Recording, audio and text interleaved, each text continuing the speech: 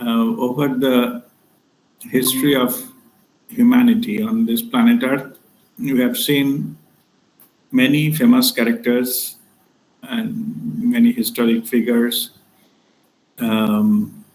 appeared onto this planet Earth and contribute to the humanity.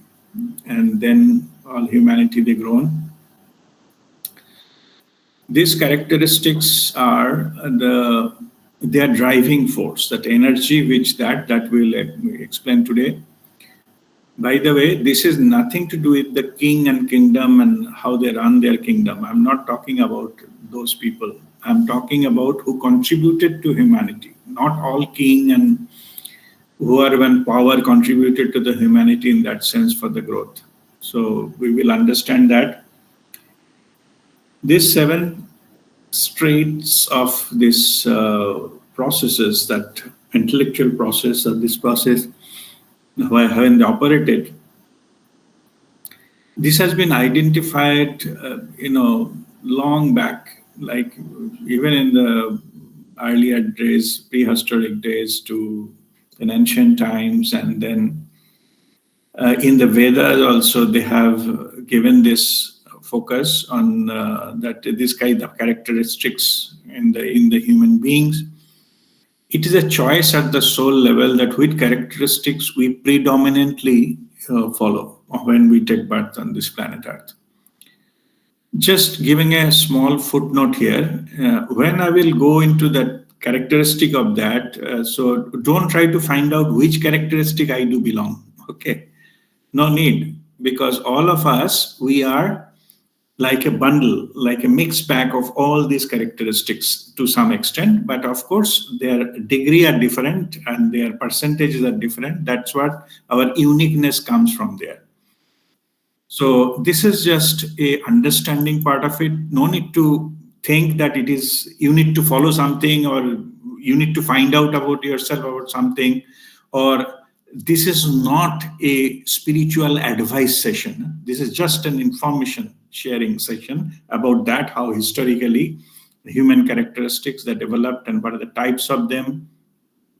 And when I will explain, none of them is higher and lower than that. They are just the simple types. Yeah. And it has been reflected into like Greek mythology, that in the Christianity and Buddhism, in different cultures, different religions, they have explained it in a different manner. Even for the Vedic, the 7 rays that Rishi Aurobindo, he was telling, it is 7 forms of thought principle. That's what he explained, that when the Veda, how they explained this. So it is a thought principle, like it is like a mental characteristics, the personality characteristics that people chose to operate from, and that drives them into that to operate in this world. So let us take it in that way. So it is like, so what about that humanity's growth? So it is also explained like, it is like 7 rays of a sunlight. Okay, you know the sunlight, if you put a prism, it got dispersed into 7 color rays. So all that 7 colors forms the white light. When there is a light, then all 7 need to be present there. Means this is the sunlight. All 7s are there, but individually they are not visible when they operate together. So when you filter them out, then they come out as their individual colors. Same thing with this kind of characteristics and the personalities of the people. They work together. Together means they contribute individually and to their own purposes, and then contribute it. Collectively, humanity grows.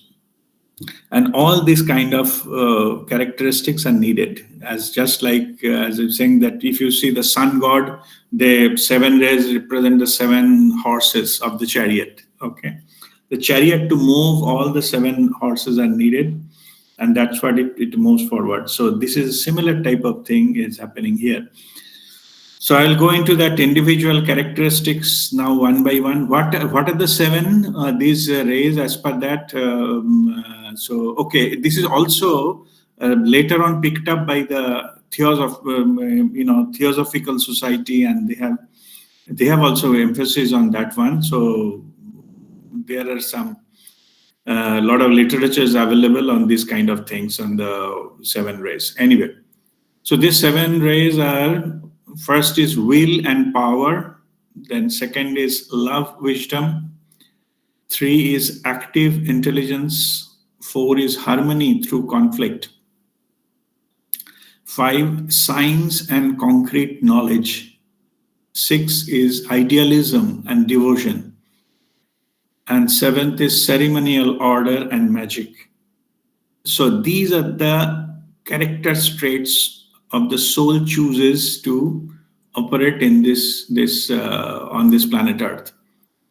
So now we'll go into one by one into the different rays. The first ray, will and power. The will and power, these people, they are the purpose, the positivity, leadership, and these outstanding qualities of this ray. So they have the come with a purpose and positivity, and they guide them, the humanity and the leadership from the leadership roles.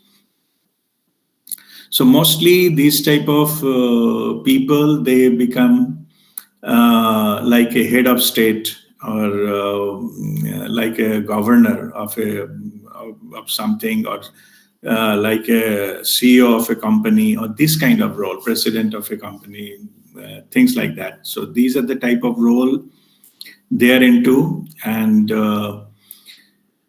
they become the driving force of to lead that humanity. Also, it is also the qualities of like a general of an army, that who guides the army towards to achieve that goal of that the whole army. So that is there, that give the strength and the driving force and this kind of things. And there are many leaders like Martin Luther King and Jr. and Abraham Lincoln, and this kind of the historical figures, they are falling under this type of humanity characteristics.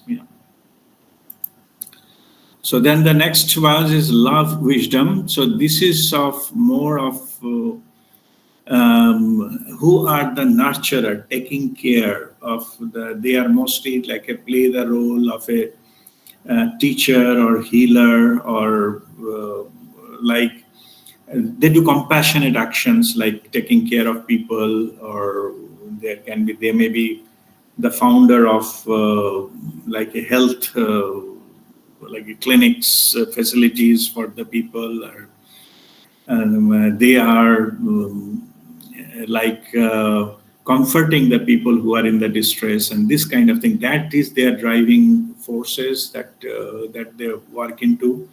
So fundamental principle of they follow, it's the power that comes from the love and wisdom. Means that they don't here do those things for their own benefit. It is for they have the wisdom that collective humanity need to grow as a collective. Individual growth does not make sense, but most of the people, they do selfish way, but they are the people who do collective way, so that it give upliftment to the humanity. And the driving force is love and compassion for the people, and the wisdom, they are the driving force for them. So and wisdom is developed through foundation of love and the progress along the path with the spiritual awakening. So the love, actually, the source of love is coming from the spiritual awakening, the connection for the higher self, and because that become their core, and they operate from that, and that they express whatever they do, and the compassionate acts into this world, and that goes into that way. So, and there are there are many of we know there are of that category, like we can say the Mother Teresa, and there are Mahatma Gandhi. So they are the people that who has brought this kind of the quality and the love and wisdom and spread into this world. So, and they become, they don't want to rule, they just wanted to support and service. So that is their characteristic. So by that, they achieve their goal into their lives. Yeah. The third ray is active intelligence. Active intelligence is they are basically, they are like a good philosopher. They have a very high level of thinking, and they can understand is more than the common people can do.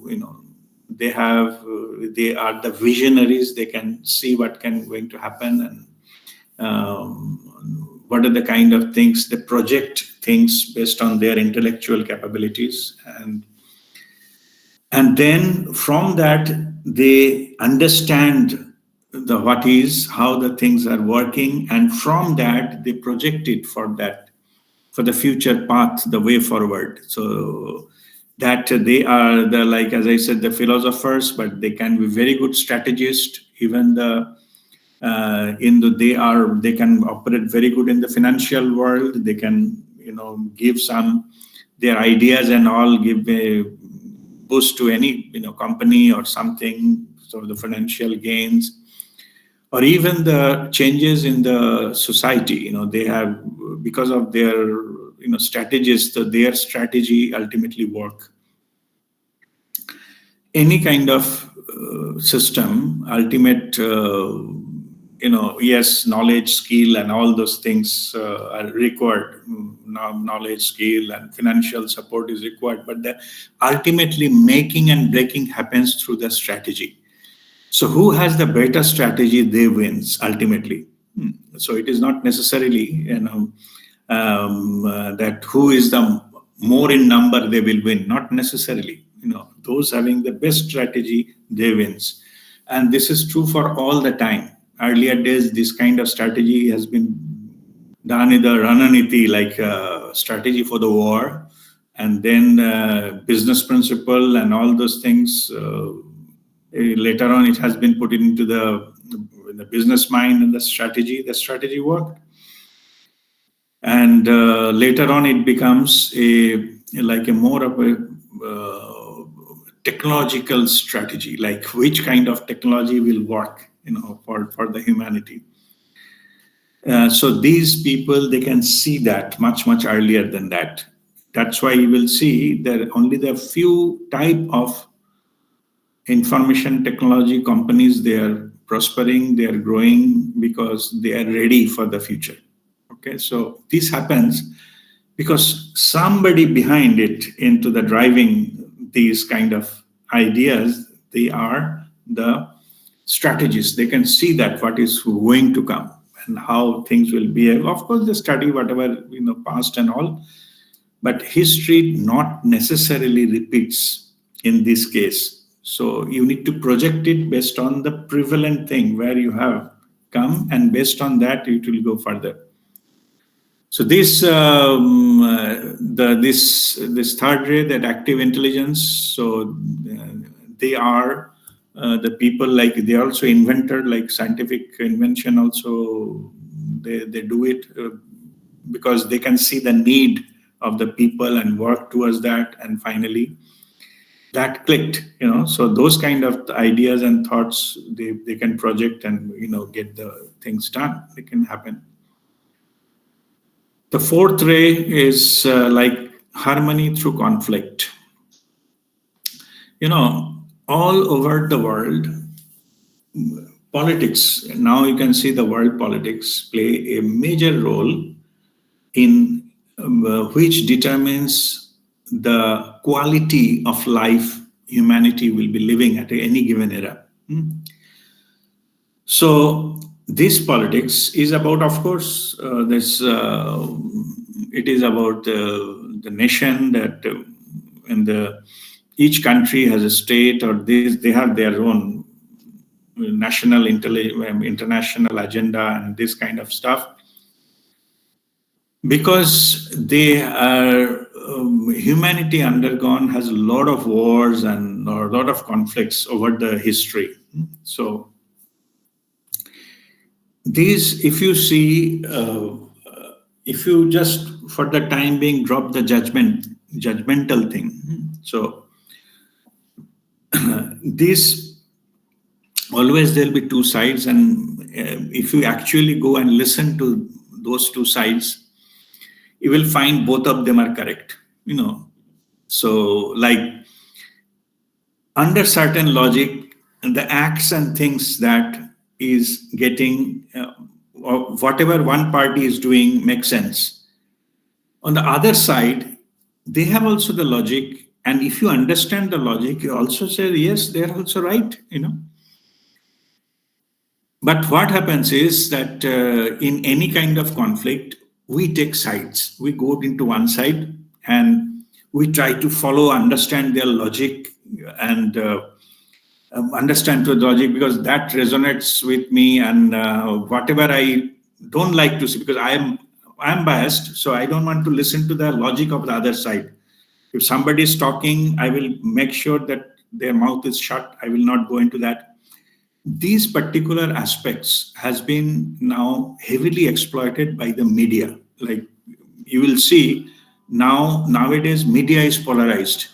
Like certain media give focus to one-sided focus on something, and some party, some side, or in a war that one side, and another some few other groups give focus on the other side. Okay, they give their logic, their things, and bad thing about their enemies or the opponents, and good thing about them, whatever doing is great, and the others whatever doing is worst.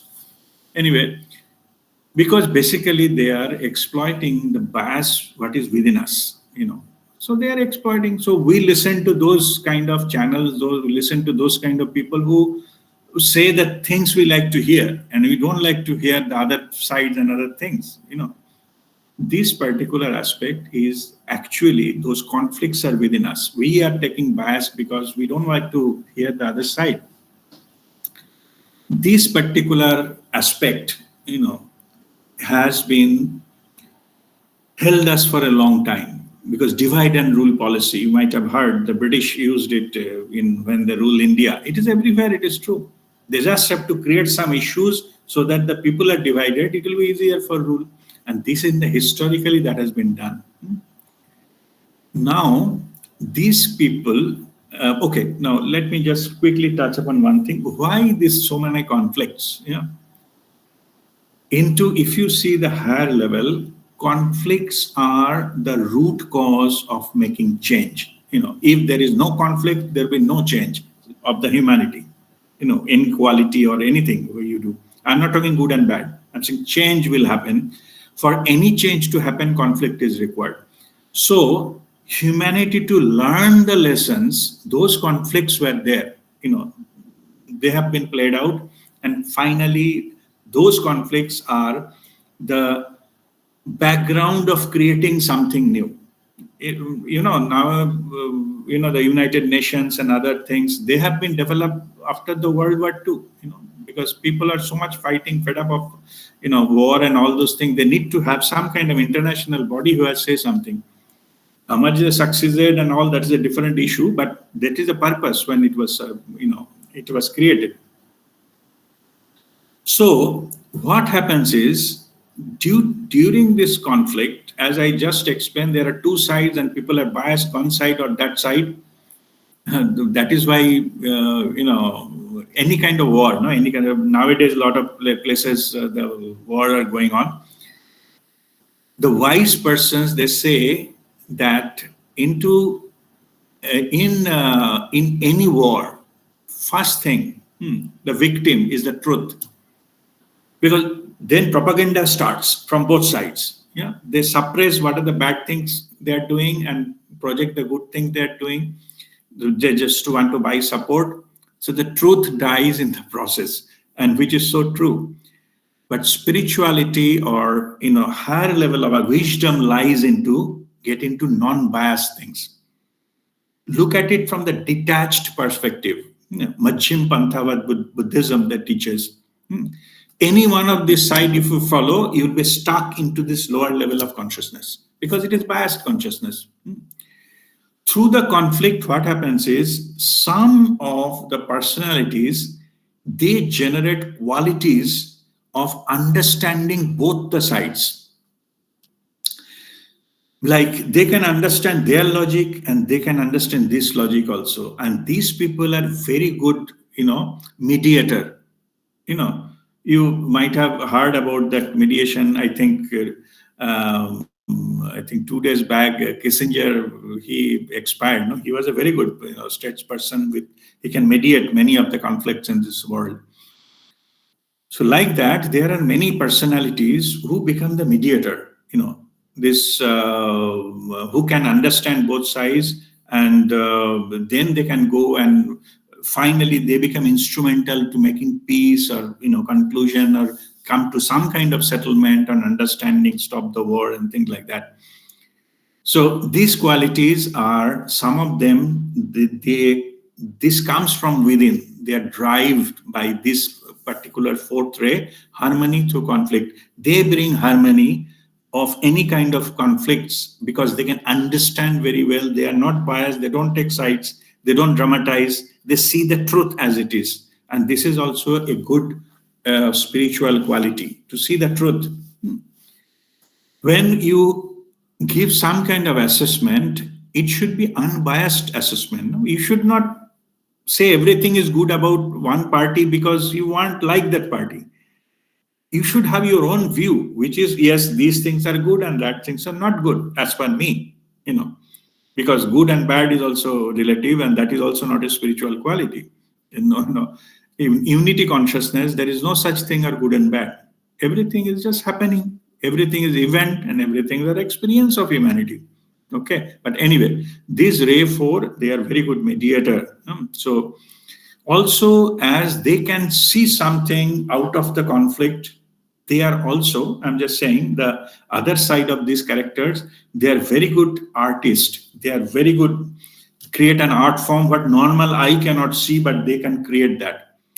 You might have seen some artists, when they paint it, it looks very beautiful, even though they are simply drawing maybe a river or natural sketch, or just in a city, some rain has fallen, some reflection is coming from the rainwater on the street. That is the drawing, but that is a painting. But that gives you something else. It is supernatural type of feeling you have, because though they have, through those things, normal things, they can reflect something which is hidden, which is not normally seen, and they can point it out that, and they become very good artist or designer or something. So normal contradictory things, that with that they can make an art form which is the value of which is much beyond that normal. Okay, so this is ray 4. Ray 5, it is science and concrete knowledge. So, of course, it is about, science is all about exploring the external world and find out how things work. Okay. This is about these kind of characteristics. They can go to any level of precision to find out exactly how things work. Okay. So, and of course, with these kind of characteristics, they are very good scientists, very good engineers, very good researcher, or even the very good programmer. They can program something very meticulously, what is exactly needed for a particular task. Okay. So they are this is that concrete knowledge. Concrete knowledge is no hanky panky. Like, it is the truth. It should be repeatability. It should be thing, but in the external world. Okay, how things work in the external world. That is what they study. And in earlier days, I learned, somebody was telling about what is research. Research is, they say, to know more and more about less and less. Like, if higher you go into the research, you are knowing too many details about too many minute things, because that is called research. Okay, how beautifully it is expressed.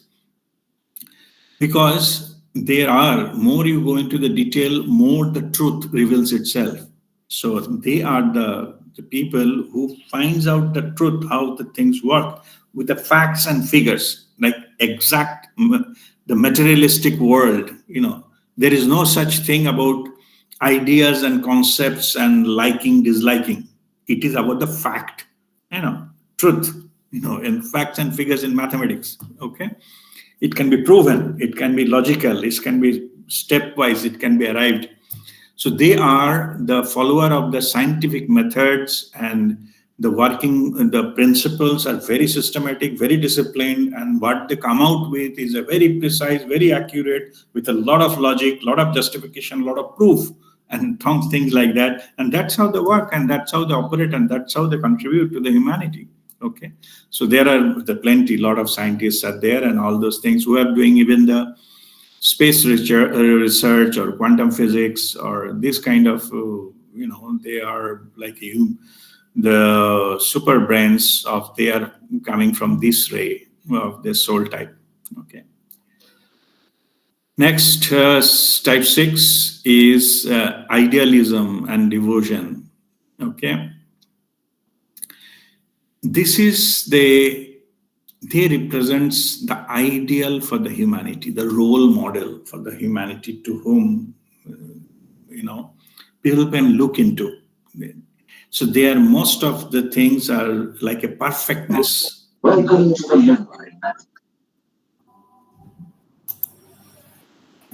of the way they operate, they work towards the perfectness with then, and they are operating the principle. What they follow is the devotion.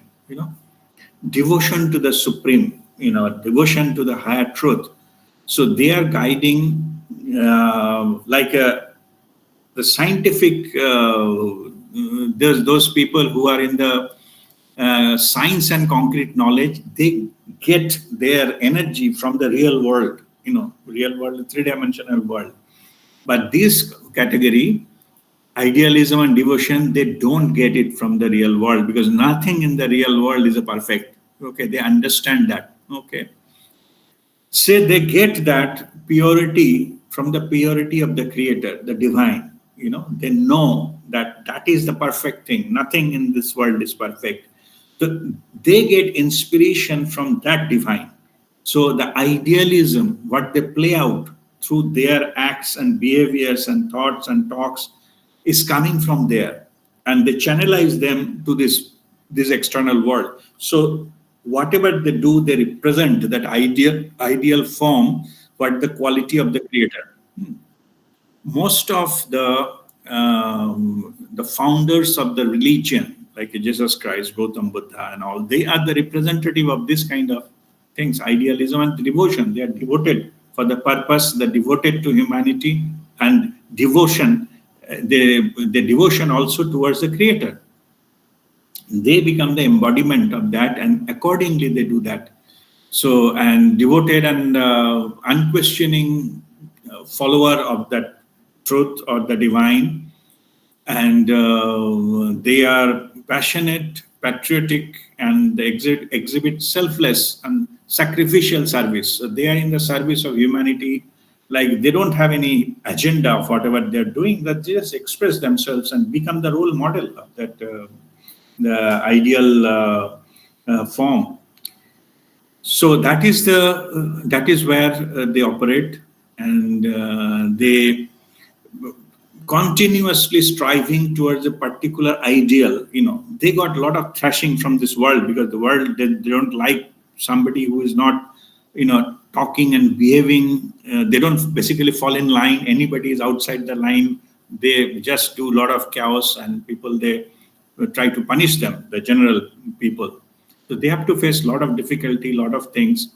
Even they're physically, they get maybe tortured and all those things. The story, Jesus Christ.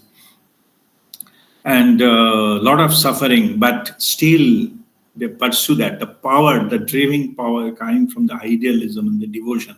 They just express the truth. Satyam Srivam Sundaram. That is the truth. They express themselves, and whatever they do for the ultimate good of the people. It is not about nothing of their personal beneficial things and like that. So in that sense, they are not loyal, or don't follow a particular group, or they are not even to the king and the politically powerful people. They are not bound by them either, and that's why they got sometimes punished by the whoever is the currently following that particular in a particular country in the nation. They're followed by their ruler. So sometimes they're whatever they say the ruler didn't like, and ruler punished them, and it happened many cases in the history. Even today, some of the countries, there are some religion is banned. You cannot talk anything of that nature. You have to strictly follow whatever the government says. That is a type of the thing. That's all the rule. It's all right. But anyway, so from those also sometimes they come this type of people with idealism and devotion who are driven by this energy. They come up and then they express themselves, give their teaching, give the purposes, and they become the role model and ideal for the common people. And the seventh one is a ceremonial order and magic. The seventh ray that translates the impulse of the creation, the blueprint, so the form can be born. So they are the organizer or ritualist, and they create the foundation for the futures. They can build, construct, organize, and manifest in this form, and they express the energy of the seventh ray. And there is a focus on the ritual can express as a white magic, And okay, let me tell you what is the white magic. White magic is, okay, all of us, we know there's something called black magic. Somebody is doing black magic on that. And even today, I got some information about somebody has done black magic in my family also. Some of my family members like saying that somebody is doing black magic to our family, etc., etc. Anyway, so what is this? This magic, the ceremonial order and magic, is not that. Black magic simply means it is driven by the selfish motives. Somebody wants to make profit or gain, or other way around. Somebody has tried to get something by cheating, but so that they are not stopped from the cheating, that's why they do black magic, so that who are actually legitimate owner or who has to get it, they don't get it. It is get by the person who is unduly, they get that. So that's why they apply the black magic. But whoever do not have any self-interest, they just, contribute towards that. The gain is universal gain. Those are called white magic, and white magic is also spiritually driven. The power also comes from the spirituality, and through the spiritual glory, then it has been expressed. Whatever they have done, it has been expressed. And I was the mentioning about the Mahatma Gandhi and this kind of thing, like Nelson Mandela and these people. So they create the magic, the change in the human's life, like one country become free, or one generation become free, and all those things. Based on those are the people who are ritualistic, they're organizing something, they have the power to do that, and the impact they happen on just to create the magic. A lot of things that normal people don't see, they can show that. They can bring that change, that transformation in people. Same people behave differently, and those are the things created the white magic.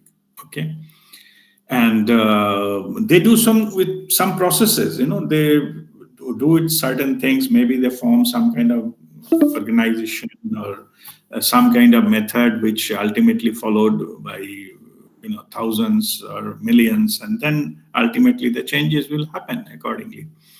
So these are the 7 type of the characteristics. So that is been the soul types that has been already into played in this world, and there are many personalities who has been given into this type of characteristics, and all of them are not necessarily they are spiritually related. I'm talking about the soul type, and that is how they work and into this world and how they operate, and that is a driving principle for this kind of characteristics.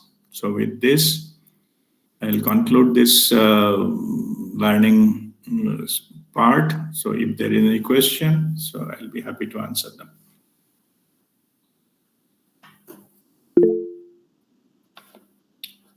Yes, Indranla. Yes, good evening. There is a school of thought, I may be right, I may be wrong, is that leaders are born, they are not made, right? Yes. Very often, the kind of qualities which you have been speaking about, some of these very accomplished people, they develop it right from the childhood. Okay, they have not been exposed to spiritualism, they have not been exposed to anything, but they have it. So, question is, can these be developed, or is it something you already have given you? Okay, very good question. So in the if you see the topic of today's topic, so this topic I have mentioned, it is a seven soul types. So it is actually decided by the soul. Right. Which type of personality I will be in this incarnation already decided by my soul. Okay. Okay. Now, second part of your question is whether it can be learned or it can be born with. My assessment is you are already born with it. It may not be revealed in the beginning. Mm-hmm. You are born with it. It is there within you. Okay. Okay. It is activated at a certain stage of your life. Then you become pursuing it actively. Otherwise, it is there from the beginning. Right. So these cannot, when in other words, when you are running a life, in the middle, you cannot download it. Mm-hmm. Okay. I'm not talking about the spiritual masters. They can download moment by moment. I'm not talking that. I'm talking normal people who are running normal life and this. So those things for activation in their life, there may be some triggering event Okay. that brings these things out from them. Like I mentioned, Martin Luther King or Nelson Mandela, something happened into their life. Mm-hmm. Even Mahatma Gandhi, something Mm-hmm. happened in their life which triggers that part. Okay.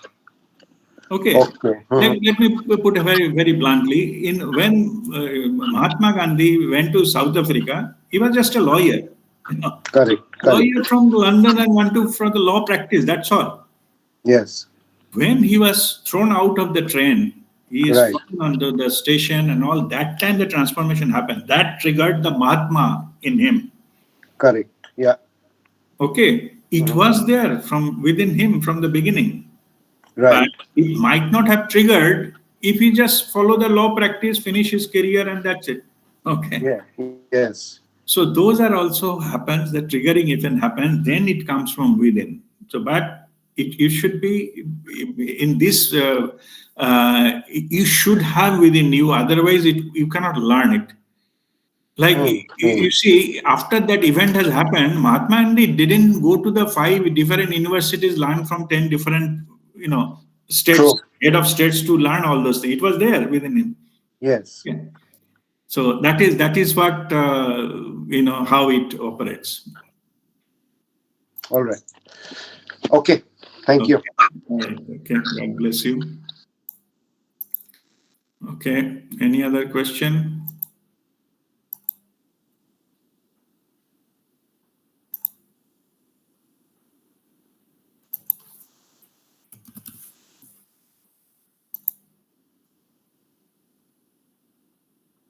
Okay. Yes, Madhu.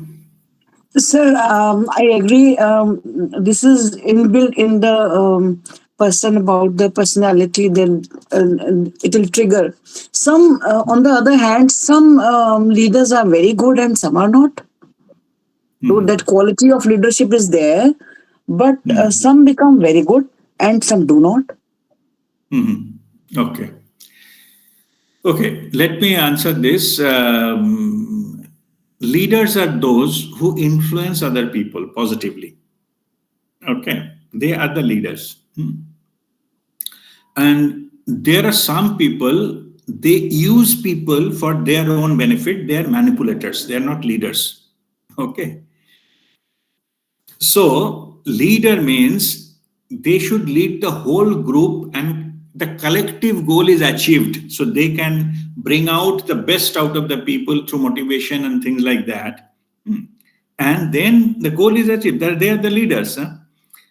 So-called what you are saying bad leaders, they are not leaders to start with. They are manipulators.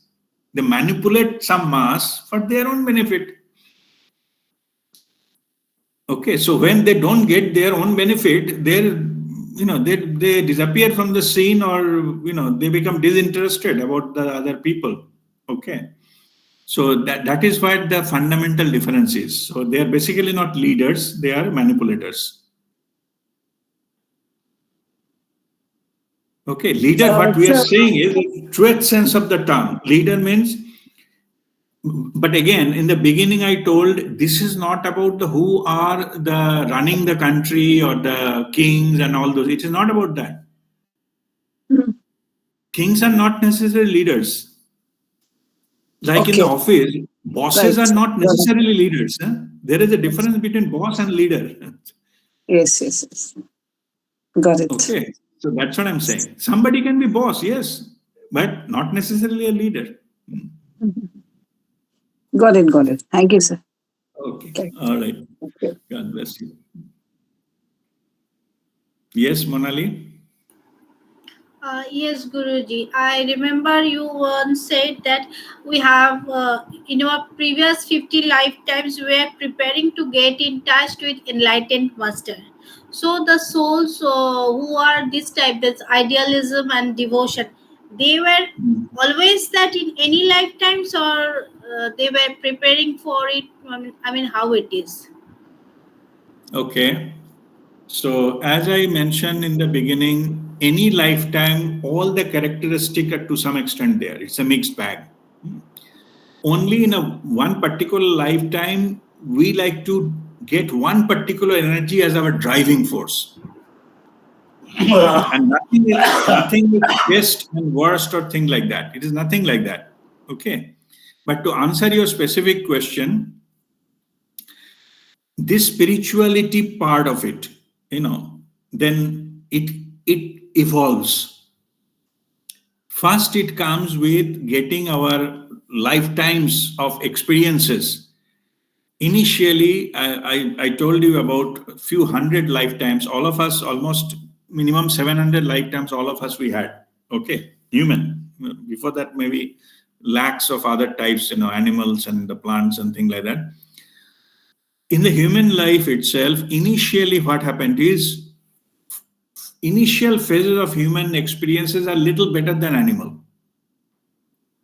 Okay, those kind of instincts, when killing and just very primitive type of tendencies. So through that we evolve, we get cultured and civilized, and then we operate civilization through the civilization, etc.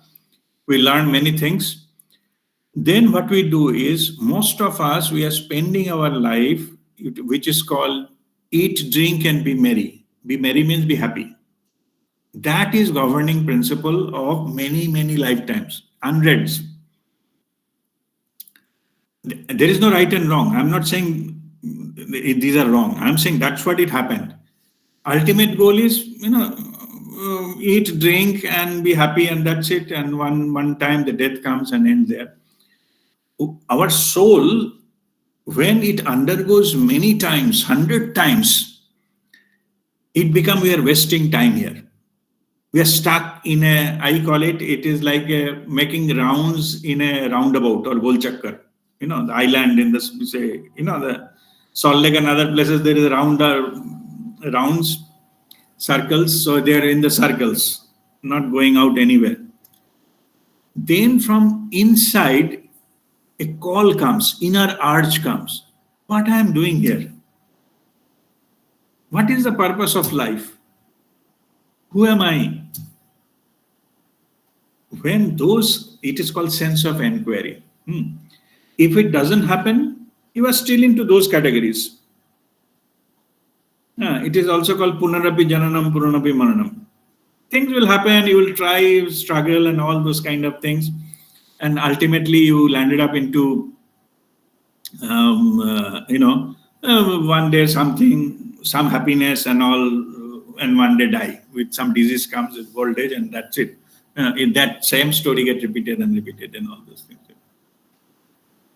Now, after when this sense of inquiry comes, then we start seeking the meaning of life. Meaning, we are doing it. I'm not running away from anything. We are doing our duty and all those things.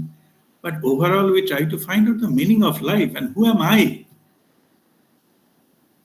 Those questions, we seek answers of those fundamental questions that comes. Normally, it is said about last 50 lifetimes we start searching. This some part of our life it came and we didn't get. We started seeking, we joined something, religious stuff, this stuff, that stuff. But understanding didn't came. In one lifetime, when soul gets matured, with this, then we are desperately looking for it. We are ready. It takes about 50 lifetimes to come to that stage. When we are ready, our soul knows. Guru Mandala knows. Okay. So whether you believe in it or not doesn't matter because it doesn't depend on the belief system. It is. It is what it is. Yeah. Guru Mandala, soul knows everything. Soul sends one person in your life who can guide you further.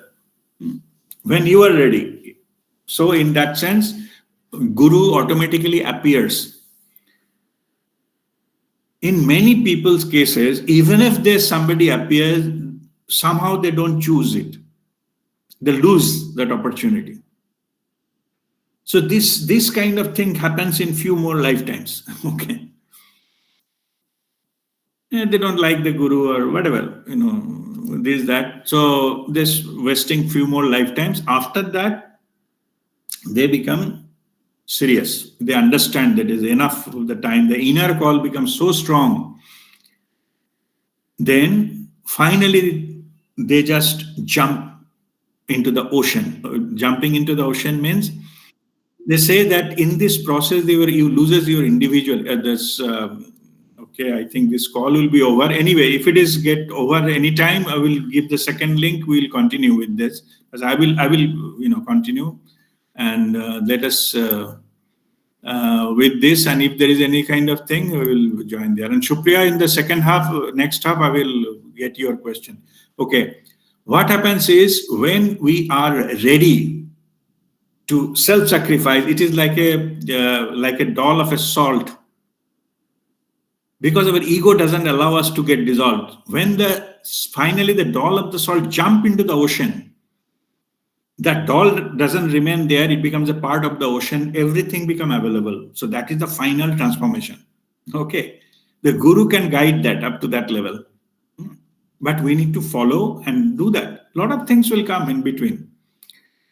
Ego comes and a lot of our personal perception comes, our culture comes, idea of money comes, and a lot of our own karma comes many times, and that is the most dominating thing. Karmic entanglements comes in between and it doesn't make that happen. Okay, but still after winning all these things, then you get liberated and then final you complete your journey. Okay, this is how it plays out. So those are not characteristics selected by the soul, yes. But if you see your life, you understand whether those energies have been played out or not. If it is not played out, it will be hidden. It will be passed on to the next life. Okay, that's how it works. All right. Thank you, Guruji. Thank Pranam. you, Guru. God bless you.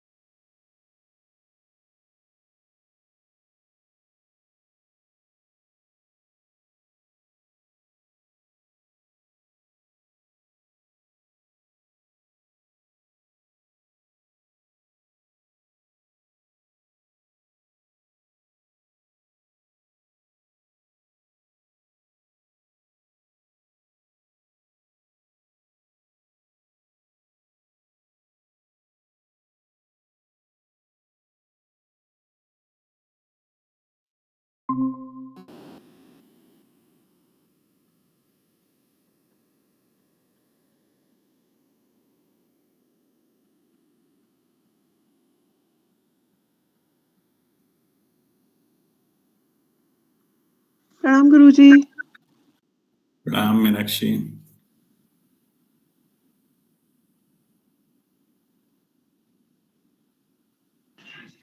Pranam Guruji. Ram Kavita.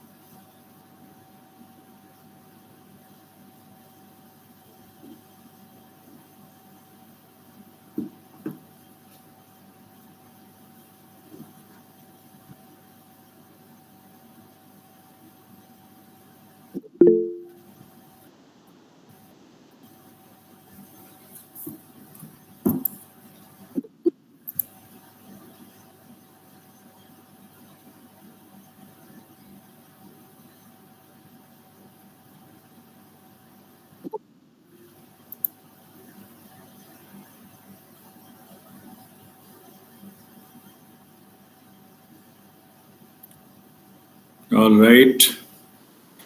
I will start our next half. So, Shupriya, go ahead with your question.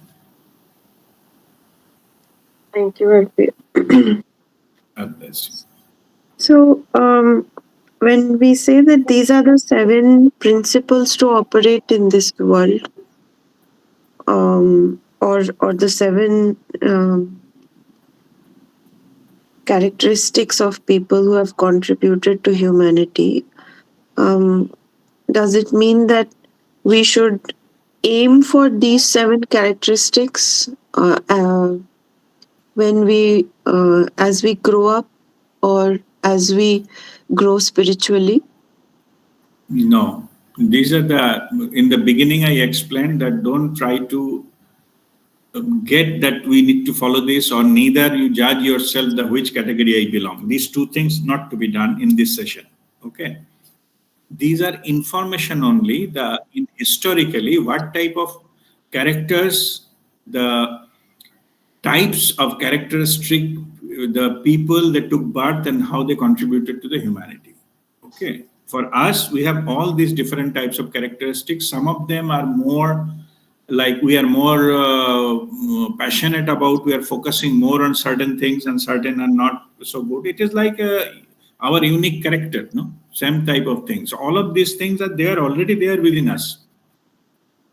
But our driving force, who has been into this, contribute to the humanity, come to that level of contribution, then which are their dominating characteristic? That's what I was explaining. Okay, but we need not to follow that. And as earlier question, that whether we can learn about it, we cannot learn in the middle. Okay, either we have it in us or we don't have it in us, and there is nothing wrong about it. Because at soul level, we have chosen not to have this, to walk in this path. We will walk in this path. So it is already chosen. Only thing is, whatever our chosen path, how good, how well we complete, that is our achievement, individual achievement. That's what we should be focusing on. Sure. Thank you. God bless you. Okay, Vani, I'll come back to you. Nego, yes?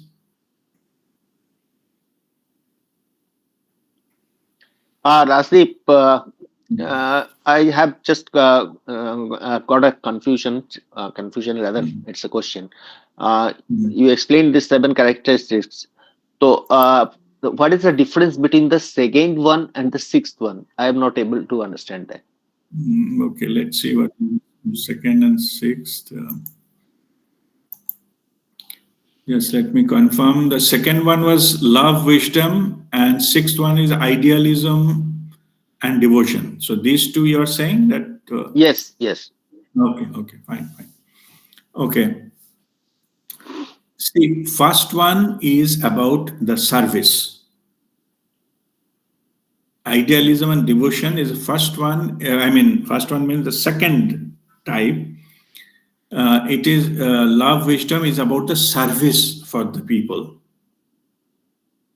Okay, main driving thing is the service coming out of pure love. You feel for giving the service. You don't discriminate. You just give. You offer your service, unconditionally to the humanity. And the operating thing is the pure love. And sixth one, you become a role model.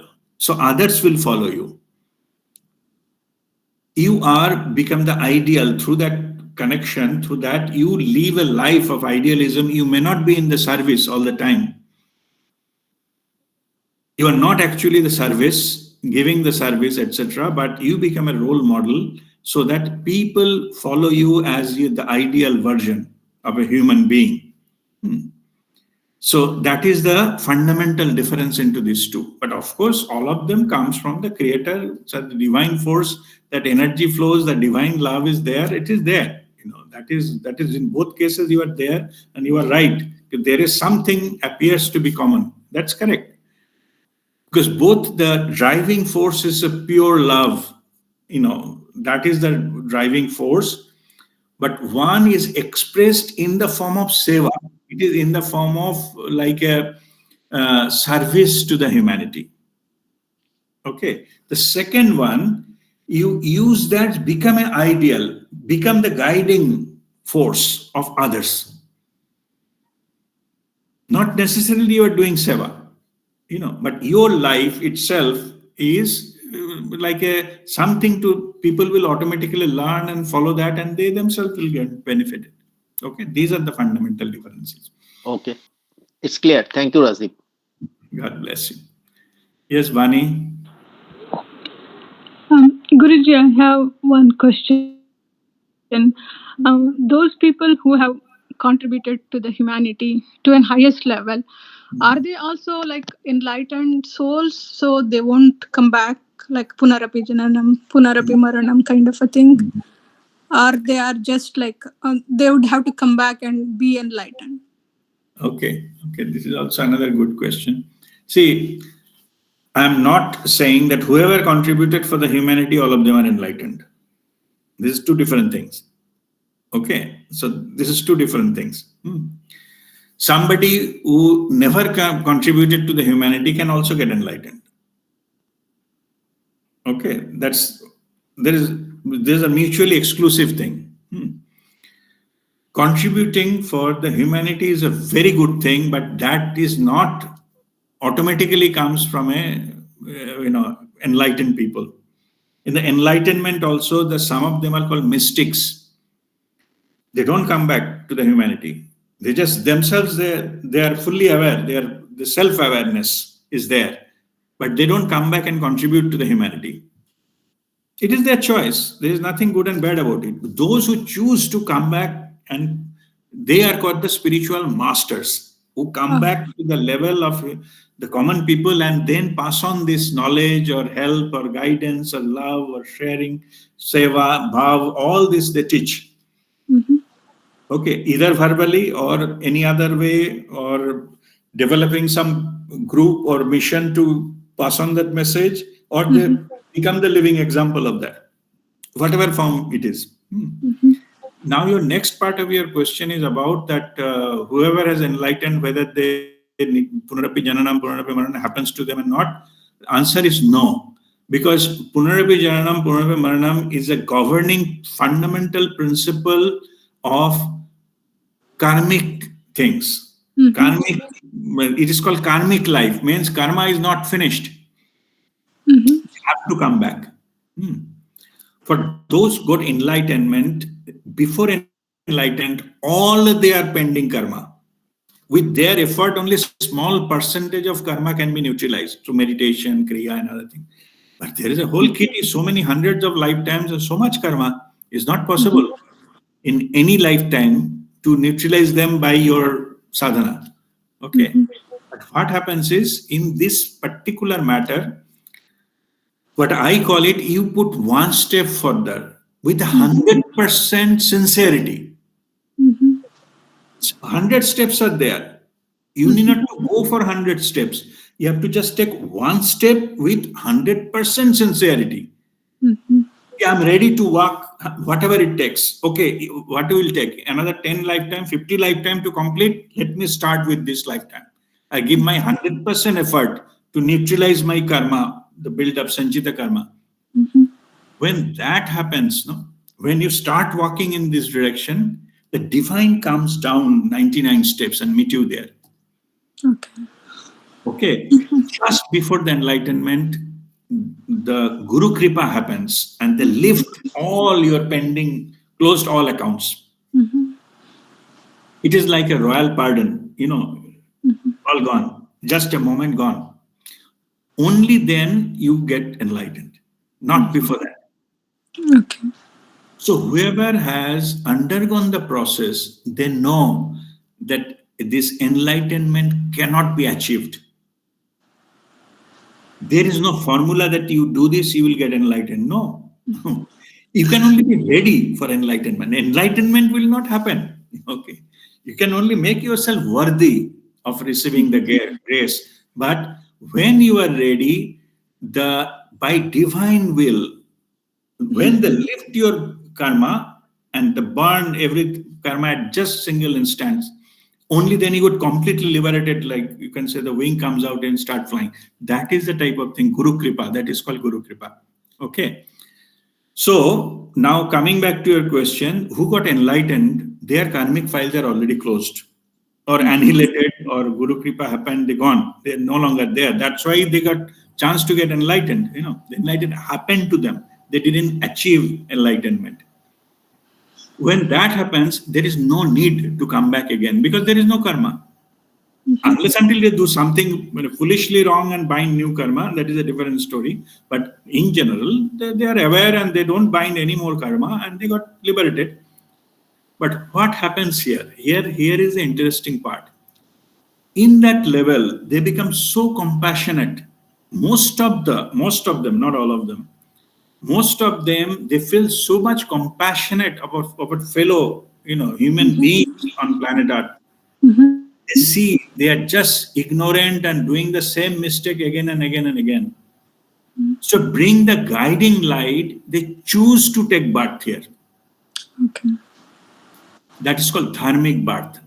First part was karmic birth. You have to come. You have not finished, closed all the accounts. But in the life when enlightenment happen, then no need to come back. There is no compulsion. But still, many of the enlightened person choose to come back and serve the humanity. Only purpose is serve the humanity, help the humanity, show them the light, share the knowledge, connection of the truth. And this is the thing. And see the expression of pure love, they teach about that, and that's it. Okay, so this is how it plays. Yes. Sorry. So the helping the humanity, like being like Edison, or like somebody who is like scientifically done so many things to help the humanity. So they must have achieved something by doing all this to bind good karma or go closer. So okay. Yeah. No, they are there. I'm not saying that they are not there. Some of them are enlightened. Okay. Okay, means consciousness. They are enlightened consciousness. Okay. Their consciousness, enlightened version of that. As for example, say Rabindranath Tagore, he's a poet, no? Written poetry, but he was enlightened. Okay. Because the consciousness in one lifetime, that means I'm talking, giving example of Rabindranath Tagore. There are many of that kind. he spent a very protected life. In his first part of his life is a jamindar's son, no, so youngest pampered child. He doesn't have, he has not seen the poverty, he has not seen any difficulties in life in that sense. But then if you read his creation, no, poetry, he's so much meaning and so much feeling are there. From where he got it? In his lifetime, the experience doesn't show that he has got that kind of track record. He has been suffered quite a lot and got a thrashing and begging for a job or this, that, nothing. So that happened. Okay, there are a few personal losses happened, but like some people died in his family. But other than that, there is no such thing. He was a rich person. So from where those things came, it is only possible if you are enlightened and you get that, you have that kind of download. Okay, you get that kind of communication, then you can have that. Or you have your past life connection. You can go to your past life and see what happened. Okay. You may be poor in one life and get those experience instantly downloaded, and then you do whatever the necessary things. You become a one-man industry. Okay. All types of experience. So those are possible when you go to the area of that enlightened consciousness. Okay. Thank you, Guruji. Thank you. All right. Okay. God bless you. And Nirupam? Yes, yes. Actually, it's maybe the repetition of the question of Supriya. Still, my question is that is it beneficial if we come to know what type of ray you are, or somebody is it helpful, or is there a way to find out? This is that question. No, see, let me give one particular aspect here. This is the 7 rays of soul types. Okay. There are other rays. Even in the spirituality, there are rays. Yeah? Okay. So don't get confused with that.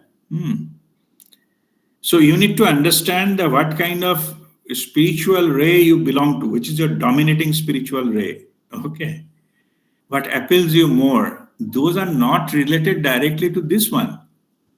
It is specifically the characteristics that has been played into that things. It is so knowing something is a good, so that you know how contribution has happened. But you need to follow. No, you need to follow what is your dominating thing, your inner call, and then further that you will go further into your own unique path. So here you need not to follow anything of that in these types. Only it is about understanding purposes, how over the ages, different types of human being contributed to the humanity. Okay, it is only for that purpose. So you need not to follow any particular characteristics in that sense. Okay. Spiritual rays are different. These are not. Yes, that's correct. That's why you need not to follow. And how to find out spiritual, that's a different topic. Okay. Okay. Yeah. Yes, Supriya? Yeah, that was my question. So, that spiritual rays, how do we know what are the spiritual rays? Will you be taking another session on that? No, those are the spiritual rays. Only who are in the level who can understand, those will be revealed to them, not for everybody. Okay. Okay. Those are many things are there, but that will be revealed to that when they are ready. Okay, only then it will be revealed, and then there is a process. Then Guru does to come to help to find that out, and that has got a further process, further rituals to get those things done. But this is nothing to do with those rays. Okay, 7. There are many things that with 7. We have already discussed earlier. Also, a lot of things are 7. 7 chakras, 7. Layers. I mean, 7 bodies of human being. There are a lot of 7s, but not there. All of them are directly related to each other. Okay. Thank you. Okay. All right. So, okay. Yes, Inula, go ahead. Yes, one more question, not entirely related to this session, but it was triggered when you said about karmic and enlightenment and dharmic enlightenment, right? Where the dharmic, they choose to come back to this world, right? Yes. Okay, Yeah. karmic, by default, you have to come back. Now, Correct. similarly, there are a set of very evolved people in this world who can choose to leave this world whenever they want to. They choose that the soul leaves the body. Yeah. So, how does that work? No, it's okay. Now, if it is that is the case, then who chooses? That is the question. Hmm. If the lower body chooses, they don't have any power to choose in this aspect. Hmm. The higher body, like a soul, can choose when to leave the body. So the difference is the spiritually aware person, they are fully aligned with the soul consciousness. That's why they know. Okay. Otherwise, in anybody's case, only soul chooses when to leave the body, whether lower body knows or not. Okay. But in this evolved personality, the person is taking the decision or the soul is taking the No, decision? soul, always soul. Only I'm saying the person is Hmm. aware of that because they are Ah, connected with the soul. Okay. It is okay. Okay. always which soul Mhm. decides when to leave the physical body. Okay. Okay. Okay, Okay. always. Hmm. Thank you. Thank you. Okay, all right. God bless you. Okay, so if there is no further question, then we'll get ready for our Kriya and meditation. Let's sit straight.